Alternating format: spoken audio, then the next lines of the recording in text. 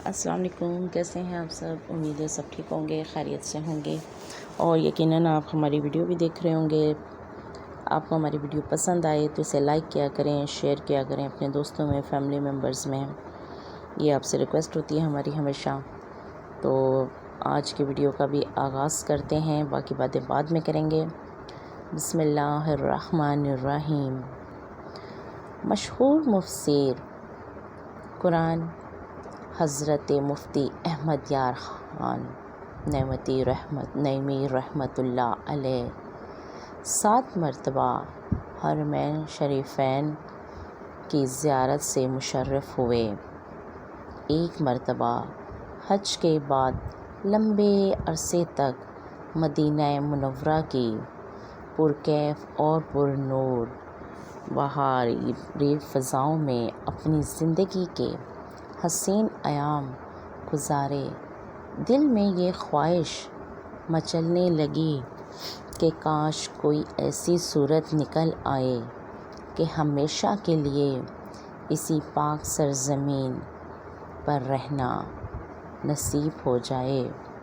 مسجد نبوی شریف کے قریب رہنے والے ایک صاحب کو خواب میں حضور اکرم صلی اللہ علیہ وآلہ وسلم کی زیارت نصیب ہوئی اور یہ حکم ملا، احمد یار خان سے کہو کہ وہ گجرات جائیں اور تفسیر کا کام کریں۔ آپ رحمۃ اللہ علیہ تک جب یہ پیغام پہنچایا گیا تو آپ رحمۃ اللہ علیہ بے حد خوش ہوئے اور فرمانے لگے، بارگاہ رسالت مآب صلی اللہ علیہ وآلہ وسلم سے یہ حکم ملا ہے کہ گجرات جاؤں، تو اب گجرات ہی میرے لیے مدینہ ہے۔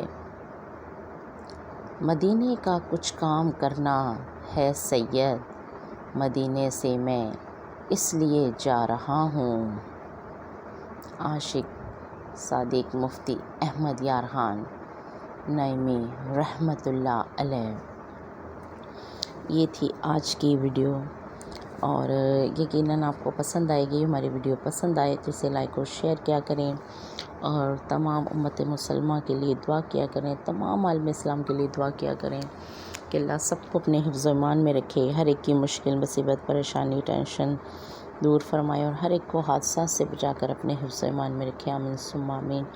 ہر ایک کے لیے اٹھتے بیٹھتے چلتے پھرتے دعا کیا کریں۔ ہمارے مسلمان بہن بھائی جہاں پر بھی مشکل میں، مصیبت میں یا پریشانی میں ہیں، ان کے لیے خصوصی دعائیں کیا کریں کہ اللہ ان پر اپنا رحم اور فضل کرے، اور اپنے رحمتوں سے اور اپنے کرم سے ہمیں ہمیشہ ہمیشہ دشمنوں کے سائے سے بھی محفوظ فرمائے، اور ہمارا مسلمانوں کا ہمیشہ غلبہ دوسرے لوگوں پر ہمیشہ رہے، غلبہ رہے، اور ہمیں کوئی پریشانی، کوئی ایسی مشکل اور مصیبت اور پریشانی نہ آئے کہ جس میں مسلمان خود کو کمزور فیل کرے۔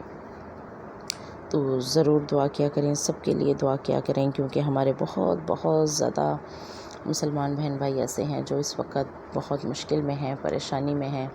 تو آپ سے دعا ہوتی ہے کہ ان کے لیے جو ہو سکے، پڑھ سکیں آپ، ان کے لیے دعائیں کر سکیں تو وہ ضرور کیا کریں۔ اپنا حصہ جس قدر ہو اور جس طرح بھی ملا سکیں وہ ضرور ملائیں، چاہے وہ دعاؤں کی صورت میں ہو، کچھ پڑھ کے انہیں ہدیہ کرنے کی صورت میں ہو، ضرور کیا کریں، کیونکہ اس کے ہم جواب دہ ہیں، کیونکہ وہ ہمارے مسلمان ہیں، بہن بھائی ہیں، ہمارے وجود کا وہ حصہ ہیں۔